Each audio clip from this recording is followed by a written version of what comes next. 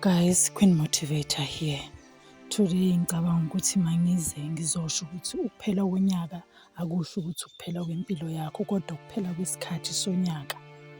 Manje wena kumele uthathe lokho onakho ubonge kuNkulunkulu ukuthi nanku unyaka uphela unalokho onakho. Yebo isikhathi sibe nzima kulo nyaka, yebo ubambe kanzima wabamba ngamazinyo, yebo zenzile izimo zomhlaba eziningi iy'ngqinamba ohlangabezane nazo. But manje isikhathi sokuthi ubonge, isikhathi sokuthi ubambisise kulokho onakho, bese uyazitshela ukuthi unyaka ozayo unyaka wakho. Ngoba ngaso sonke isikhathi fanele sihlale sinethemba lokuthi okungenzeki namhlanje kusasa kodwa kuzokwenzeka ngoba wena awulilahlanga ithemba, uhleli uyathandaza, uhleli ethembeni. Kubuhlungu kunzima, ngisho ukucabanga noma ukuthi uyagulelwa.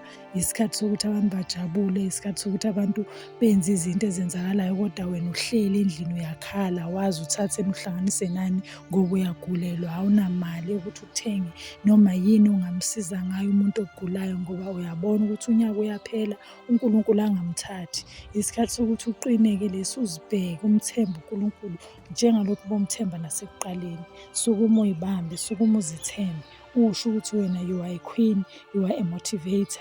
You can stand up for yourself, you can stand up for your family, you can fight for your kids, you can fight for your family, for your man, for your husband, for your mother, for your grandfather, for everyone in the family, because wena uyayazi into emisele phezu komhlaba. Iba nethemba ube nosuku oluhle.